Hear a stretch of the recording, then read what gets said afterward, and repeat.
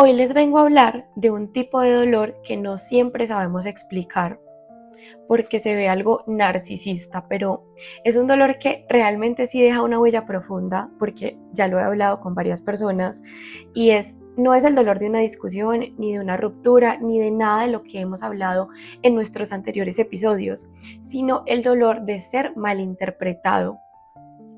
Es el dolor de darnos cuenta que en la historia que alguien cuenta sobre mí, mi intención no aparece, el contexto no importa y mi proceso queda reducido a una versión simplificada que definitivamente no me representa. Y lo más difícil no es solo el juicio externo, lo más difícil es lo que se mueve dentro de nosotros cuando esto ocurre. Porque cuando quedamos como el malo, cuando sentimos que nuestro límite fue leído como un rechazo o nuestra distancia fue leída como frialdad, aquí ocurre algo muy primitivo, que es el miedo a no pertenecer. Desde la psicología sabemos que el ser humano no solo busca amor, sino que también busca seguridad relacional, y esa seguridad durante muchos años de nuestra vida dependió de la aceptación del otro.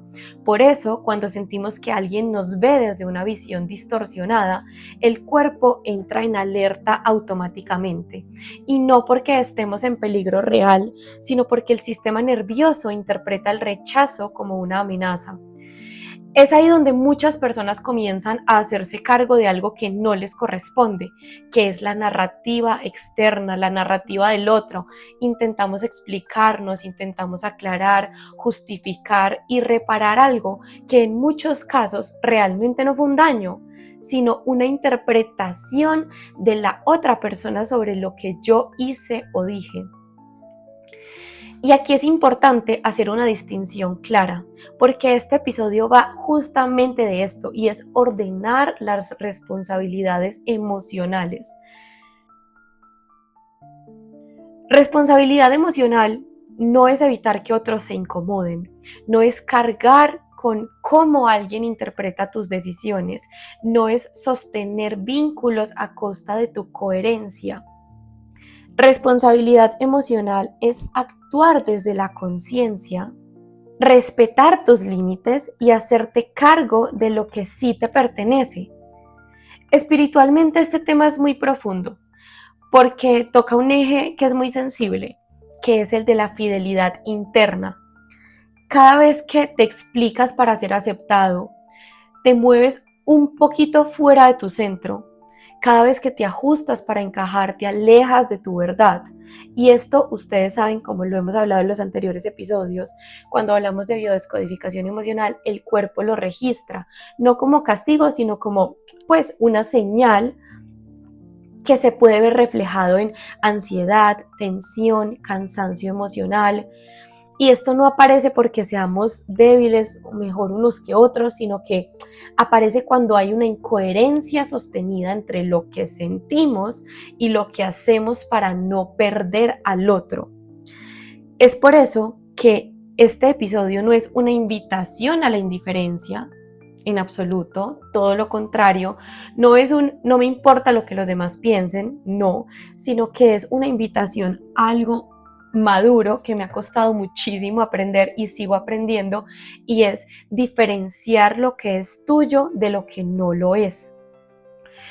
Porque hay una verdad que cuando se integra ordena muchísimas áreas de la vida, y no es tu responsabilidad lo que los demás piensan de ti. Escucha esto y grábatelo, por favor, porque no es tu responsabilidad lo que los demás piensan de ti, nunca lo fue, nunca lo ha sido y nunca lo va a hacer. Lo que sí es tu responsabilidad es no abandonarte para corregir una historia que fue contada desde la herida del otro. Y hoy vamos a hablar de esto con profundidad. Desde la psicología, desde el cuerpo, desde la espiritualidad, para entender por qué duele tanto cuando somos malinterpretados y cómo soltar la necesidad de aprobación sin cerrarnos al vínculo, pero sin perdernos a nosotros mismos. Este episodio no es para que te defiendas, es para que te habites con más verdad. ¿Por qué nos importa tanto lo que los demás piensan de nosotros? Para entender por qué la opinión ajena nos afecta tanto, tenemos primero que dejar de juzgarnos y empezar a comprendernos, porque esto no es debilidad y tampoco es falta de amor propio. Es biología, historia emocional y conciencia. Desde un punto de vista psicológico, el ser humano está diseñado para pertenecer. Nuestro sistema nervioso se desarrolla en vínculo desde que somos pequeños. Durante miles de años también, ser excluidos del grupo significaba peligro real.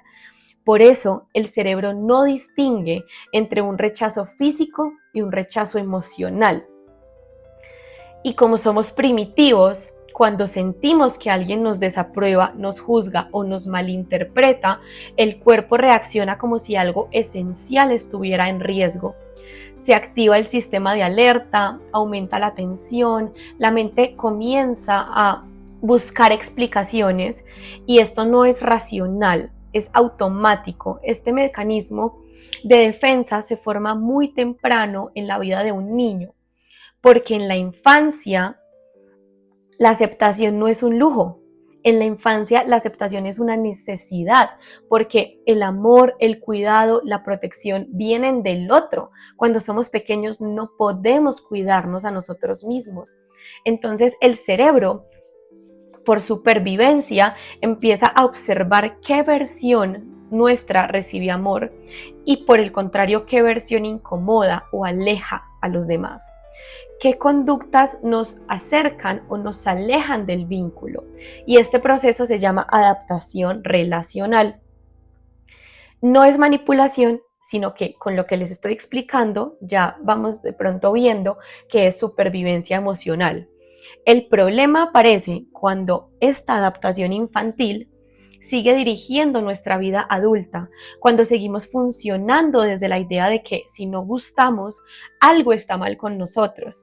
Ahí la identidad ya cambia porque comienza a construirse hacia afuera.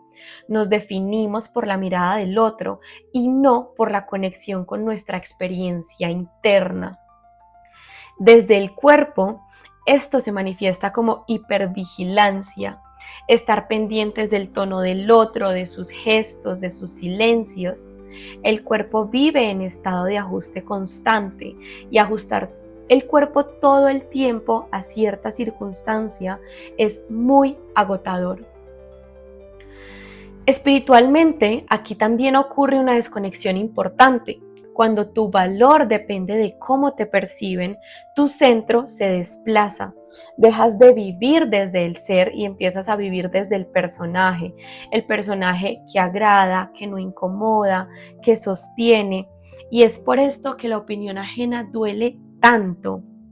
No porque tenga un poder real, sino porque toca una herida antigua, que es el miedo a no ser suficiente para ser amados. Comprender esto no es justificar el abandono de ti en absoluto.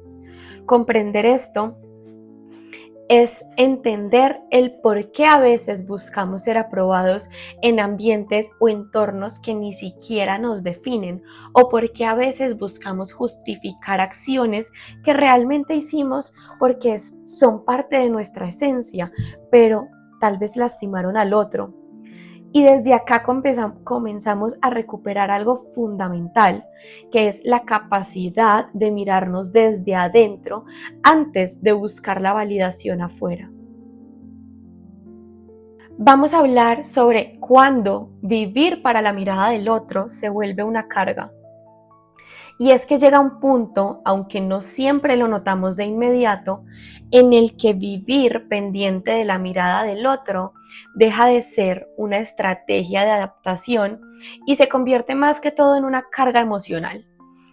Lo digo desde la experiencia, porque aquí ya no estamos simplemente queriendo agradar, estamos sosteniendo un personaje.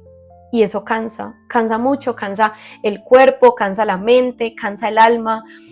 Y acuérdense que tenemos un centro gigante, intuitivo en nuestro corazón que siempre nos va a guiar para buscar nuestra verdad. Entonces, cuando vivimos para la mirada del otro, empezamos a tomar decisiones que no nacen desde el deseo auténtico, sino desde el miedo. El miedo a decepcionar, el miedo a ser juzgados, el miedo a perder amor, aprobación, pertenencia. Y entonces comenzamos a preguntarnos cosas como, ¿será que decir esto está bien? ¿Será que hacer esto me va a hacer ver egoísta? ¿Qué van a pensar si no voy a ese plan? ¿Qué van a pensar si cambio? ¿Será que se alejan? Y entre todos esos pensamientos rumiantes, sin darnos cuenta, la vida se vuelve un constante ejercicio de autocensura. Nos editamos, nos suavizamos, nos explicamos de más, nos justificamos incluso cuando no hemos hecho nada malo a nuestra percepción. Desde un punto de vista psicológico, esto genera una desconexión interna muy fuerte, porque cada vez que eliges en función del otro y no de ti, vas a enviar un mensaje inconsciente a tu cerebro que dice, lo que yo siento, lo que yo veo, no es tan importante. Y cuando ese mensaje se repite durante años, el cuerpo, pues, como lo hemos hablado en otros episodios, sí o sí comienza a hablar. Aquí es cuando aparece la ansiedad, la culpa constante, la ansiedad y la sensación de estar agotado sin saber por qué. Aparece también la dificultad para poner límites, el miedo a decir que no. Y espiritualmente, vivir para la mirada del otro es vivir fuera de nuestro centro, es entregar mi poder personal a opiniones externas, es olvidar que mi alma vino a experimentar su propio camino y no a cumplir expectativas ajenas. Y aquí sí quiero ser clara y de pronto confrontativa, y es que cuando vives para la mirada del otro, siempre vas a fallar.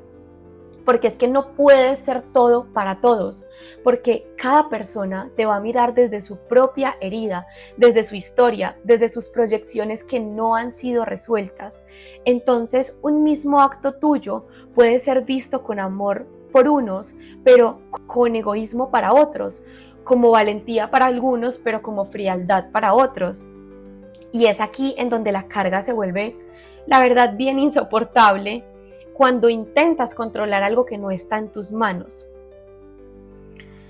Desde una mirada más espiritual, esto tiene que ver mucho con el apego a la imagen, con la necesidad de ser buena, ser correcta, ser espiritual, ser evolucionada, ser agradecida.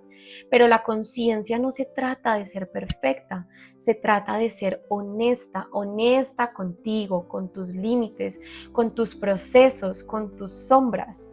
Vivir para la mirada del otro nos aleja de la verdad interna, porque empezamos a actuar desde el personaje que creemos que es más aceptable y no desde quien realmente somos. Y cuando esto pasa, algo ocurre, y es, te empiezas a sentir solo o sola, incluso cuando estás rodeado de personas. Esto pasa porque nadie está conectando con tu esencia real, sino con la versión editada de ti. Y esa soledad duele.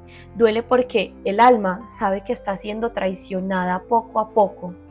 Por eso, este episodio no es solo una invitación a que no te importe lo que digan. Es una invitación a preguntarte con mucha honestidad. Bueno, ¿cuántas veces he hecho las cosas solo para no incomodar? ¿Cuántas veces me he callado para no ser el malo, la mala? ¿Cuántas veces he cargado culpas que no me pertenecen y me las creo porque me lo hacen pensar así los demás? Porque vivir para la mirada del otro no solo te pesa, sino que te aleja de tu verdad, de tu paz, de tu camino espiritual, y créanme, ninguna aprobación externa vale todo eso.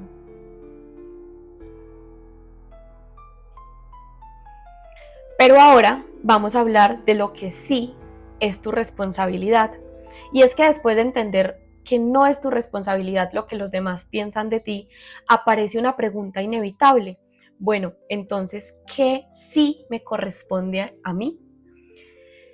Y aquí es en donde muchas personas se confunden, porque creen que soltar la opinión ajena es simplemente desentenderse, volverse fríos o irresponsables emocionalmente. Y la verdad no se trata de nada de eso. Tu responsabilidad empieza y termina en tu coherencia interna. ¿Qué sí es tu responsabilidad? Ser honesto con lo que sientes, ser alineado y actuar en línea con tus valores, hacerte cargo de tus decisiones, reparar cuando hieres de manera consciente y pedir un perdón de no repetición, y revisarte cuando algo se repite. Autocrítica, autoanálisis, pero no es tu responsabilidad cargar con interpretaciones que no te pertenecen. Desde una mirada psicológica, esto tiene que ver mucho con diferenciar culpa de responsabilidad. La culpa te paraliza, te encoge, te hace sentir mal incluso cuando no has hecho nada incorrecto. La responsabilidad, en cambio, te madura, te ordena y te devuelve poder. Responsabilizarte no es castigarte, es preguntarte con honestidad, ¿esto que hice fue fiel a mí? ¿Actué desde el miedo o actué desde la verdad? ¿Estoy intentando agradar o realmente estoy siendo congruente con lo que soy y lo que siento? Espiritualmente, la responsabilidad está ligada a la conciencia, a observarte sin juicio, a aceptar que no siempre vas a hacerlo perfecto, pero que sí puedes siempre hacerlo consciente. Y aquí viene una verdad incómoda. A veces hacemos las cosas bien y aún así alguien va a salir lastimado, porque no todo dolor que el otro siente fue causado por ti. Muchas veces el otro conecta con heridas previas, abandonos antiguos, expectativas no expresadas que se reflejan en tu situación. Y esto a ti no te convierte en una mala persona. Tu responsabilidad no es salvar al otro de su proceso. Tu responsabilidad realmente es no abandonarte a ti para sostener la comodidad ajena. Desde la biodescodificación y el trabajo emocional, cuando una persona se responsabiliza de todo lo que el otro siente, suele venir de una historia en donde tuvo que de pronto hacerse cargo emocionalmente de alguien más. Pueden ser padres, pueden ser los cuidadores, pueden ser simplemente figuras importantes en la vida de esa persona. Y entonces ahí es donde aprendió que amar era cargar, que vincularse era sacrificarse por el otro, que poner límites era egoísmo. Pero esa no es responsabilidad. Esa es una lealtad inconsciente que drena. Ser responsable es decir, puedo acompañarte, pero no voy a cargar tu historia. Puedo escucharte, pero no voy a traicionarme. Puedo amar sin perderme. Y cuando entiendes esto, algo se ordena dentro de ti. Soltar la carga y elegirte.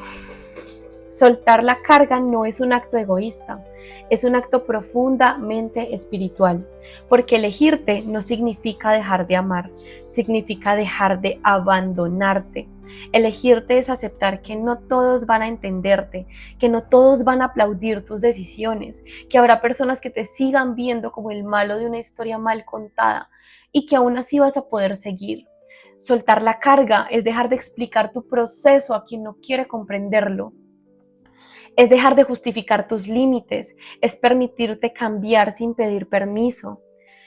Desde la espiritualidad, esto es recuperar tu energía vital, es cerrar fugas, es volver a tu centro, porque cuando eliges soltar, ocurre que tu cuerpo se relaja, tu mente se aquieta, tu alma respira, porque ya no estás en guerra constante contigo mismo, contigo misma. Y elegirte es decir, no voy a vivir desde la culpa, no voy a cargar historias que no son mías, no voy a encogerme para encajar. Y esto no pasa de un día para otro, es un proceso que llevo muchos años construyendo.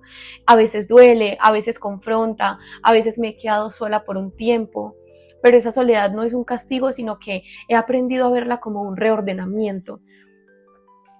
Esto es todo lo que viví el año pasado, un reordenamiento completo de mis amistades, de las personas que me rodeaban.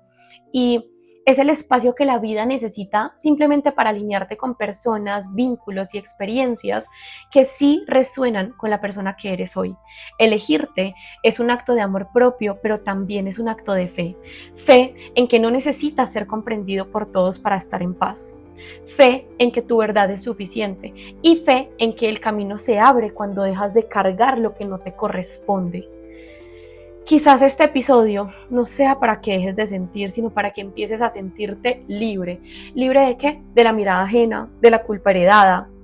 Libre para que puedas ser tú sin pedir perdón constantemente por tu existencia y lo que conlleva con ella. Es probable que hoy te des cuenta de algo incómodo, y es que no siempre vas a quedar bien, no siempre van a entenderte y no siempre vas a ser el héroe de la historia. Y esto no te hace mala persona. A veces simplemente eres alguien que decidió dejar de traicionarte. No es tu responsabilidad cargar con la versión que otros construyen de ti. Esa versión habla más de sus heridas, de sus miedos y de sus expectativas que de tu verdad. Tu responsabilidad es mucho más sagrada que eso. Es cuidar tu energía, es honrar lo que sientes, es vivir alineado con lo que eres, incluso cuando esta alineación incomoda a los demás. Porque cuando intentas sostener todas las miradas, terminas perdiéndote de la tuya. Y no hay nada más doloroso que abandonarnos por encajar. Elegirnos no es romper vínculos, es romper patrones. No es dejar de amar, es dejar de cargar. Y no es volvernos duros o insensibles, es volvernos honestos. Probablemente hoy alguien te vea como el malo en su historia, como el que cambió, el egoísta. Pero si en el fondo sabes que actuaste desde tu verdad, entonces estás en paz. Y esa paz vale más que cualquier aprobación. Recuerda esto, no necesitas que todos te entiendan para seguir tu camino y seguir tu verdad. Solo necesitas no abandonarte a ti.